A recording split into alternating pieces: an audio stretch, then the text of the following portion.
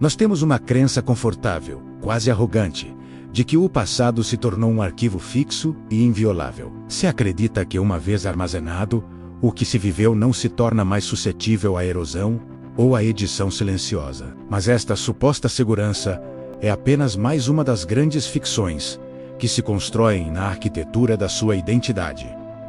O tempo não blinda as lembranças. O tempo e a reevocação se tornam os seus mais perigosos agentes de erosão.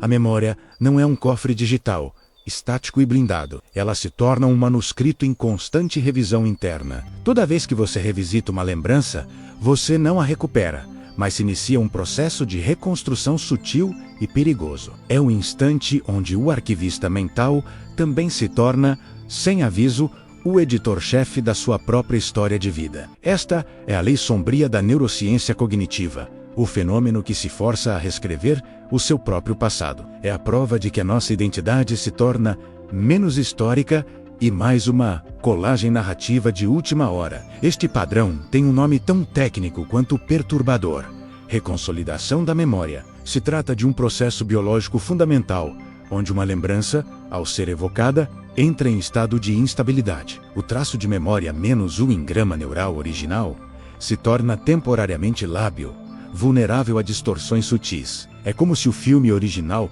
saísse do armazém seguro para ser projetado, e nessa projeção se alterassem os quadros.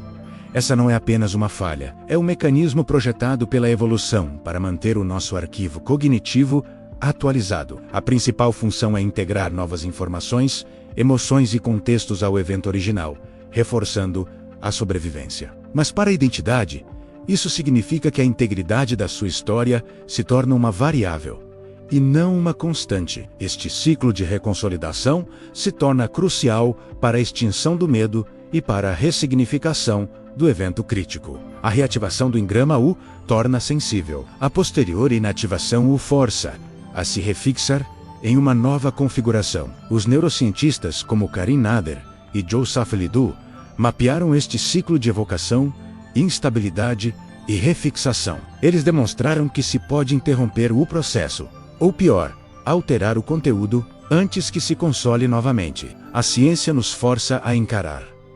Você é o testemunho menos confiável da sua própria narrativa biográfica e mental. Considere o caso clássico da testemunha ocular em ambientes forenses, onde o viés de autoridade se torna letal. Um evento crítico ocorre, e a memória original, vívida e traumática, se torna o centro da investigação policial. O investigador, com a força de sua autoridade, usa linguagem enviesada e perguntas indutivas na sala de inquérito. Ele não está deliberadamente tentando induzir uma falsidade, mas o seu protocolo cria uma zona de instabilidade. Sua entonação, a pressão sutil e o foco em detalhes específicos se tornam um vetor para a reescrita inconsciente. O motorista usava um casaco azul escuro, não é mesmo? Ele pergunta.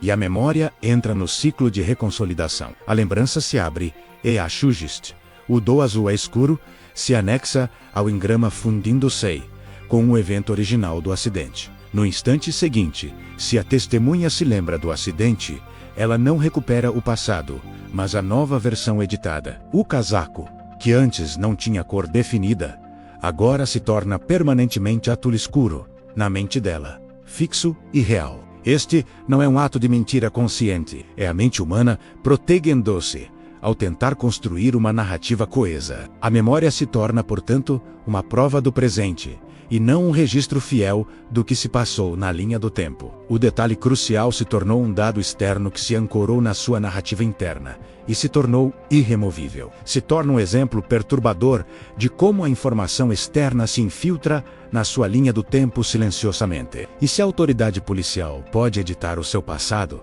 o que impede que a sua própria mente se auto-edite todos os dias? Essa é a zona de instabilidade psicológica onde a sua autopercepção colide com a crueza da neuroplasticidade. A mente humana, ao criar ficções, exige que você se torne um revisor rigoroso de suas próprias certezas. O seu passado é um palimpsesto neural, uma tela reescrita. O presente é o pincel, e cada lembrança é uma nova camada. O fascínio não está no que você se lembra, mas em tudo o que a sua mente se força a esquecer para manter a coesão. A única forma de transcender essa arquitetura sombria é através de uma vigilância intelectual ativa e constante. Nos resta entender que a diferença entre o que se fez e o porquê está na arquitetura sombria do intérprete. Se este nível de profundidade e rigor científico te move, se inscreva no canal para manter a sua auditoria. Vamos agora mergulhar no processo neural que força essa reescrita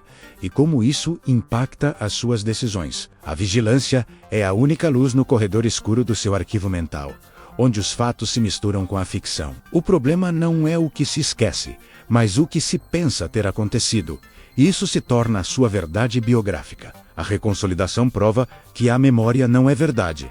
É apenas verossimilhança interna em tempo real. A neurociência não está apenas descrevendo um fenômeno. Ela se força a redefinir quem você se considera ser. O passado não é apenas algo que se foi. Ele se torna algo que está sendo ativamente moldado no agora. A reconsolidação não é um erro. Ela se torna a essência da neuroplasticidade do seu cérebro. O seu sistema se força a incorporar o novo dado para otimizar a sua resposta comportamental ao ambiente. Quando uma lembrança se evoca, as sinapses que a codificam se tornam temporariamente mais fracas, se desfazendo. Para que se console novamente, se exige a síntese de novas proteínas e a reestruturação daquela rede neural específica. É nessa janela de vulnerabilidade, antes que o engrama se refixe, que a edição sutil do passado se processa. O viés de autoridade e a sugestão externa funcionam como um catalisador que acelera essa reconstrução seletiva. O cérebro prefere a coesão narrativa à precisão factual. A mente se sente mais segura com histórias completas. Essa inclinação se força a preencher lacunas com inferências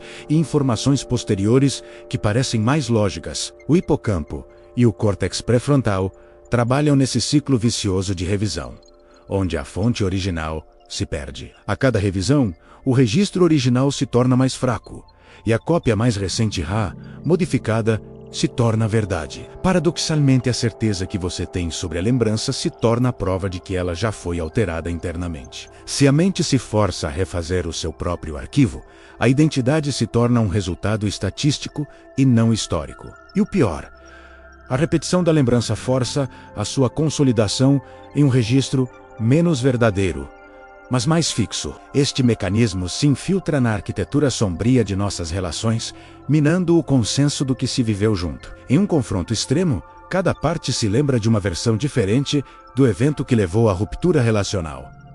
Ninguém está mentindo. Ambos estão apenas operando a partir de um registro de memória que se reconsolidou. Se aplica o mesmo princípio aos casos de culpa internalizada, onde a autoridade social reescreve o seu papel. Um comentário destrutivo de um mentor, ou a crítica de uma figura parental, se incrusta no evento biográfico original. A memória do seu próprio desempenho se abre, e a sugestão externa se funde nela, alterando a autopercepção futura. O indivíduo não se lembra do erro, mas sim da versão do erro que foi validada pela figura de autoridade. Ele se transforma na autossabotagem psicológica, onde o passado, alterado, justifica a inação ou o medo presente. A memória traumática, por exemplo, se torna um alvo constante, e sua evocação contínua pode ser uma forma de refixação. Por isso, a terapia força a recontextualização, a inclusão de novas informações, para quebrar o ciclo nocivo da culpa. O objetivo não é apagar o passado, mas alterar o engrama de forma controlada antes que ele se console novamente. Entender isso é realizar a auditoria interna sobre a sua própria responsabilidade na reescrita das suas derrotas. A nossa mente não arquiva o fato, mas sim a percepção que se teve dele, e essa percepção se torna manipulável. A fragilidade de sua percepção é o ponto de estrangulamento de sua consciência.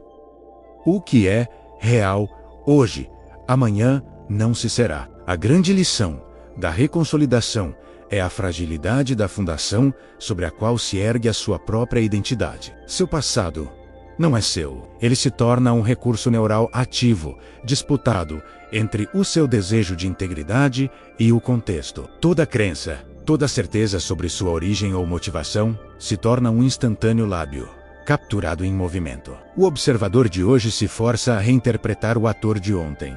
E essa nova interpretação se consolida como fato. A mente humana, ao criar ficções, exige que se investigue a fonte de suas próprias certezas, sem ilusões de segurança. A aceitação analítica de que a memória se torna um campo de batalha neural é a chave para a soberania cognitiva. A auditoria cognitiva se torna essencial para a separação do fato de sua reinterpretação posterior. Reconhecer que se é o editor da própria história se torna o primeiro passo para a integridade do seu arquivo mental. Se a memória é sempre editável, o poder de escolha reside em quem se permite controlar a narrativa no agora. A verdade não se encontra no que se lembra, mas na intenção consciente de buscar o registro menos contaminado. Observe o sensor rigoroso de suas próprias lembranças, antes que a inércia mental as transforme em ficções permanentes. A luz âmbar do neural no ar se força a iluminar a fragilidade do seu próprio testemunho existencial interno. Se lembre,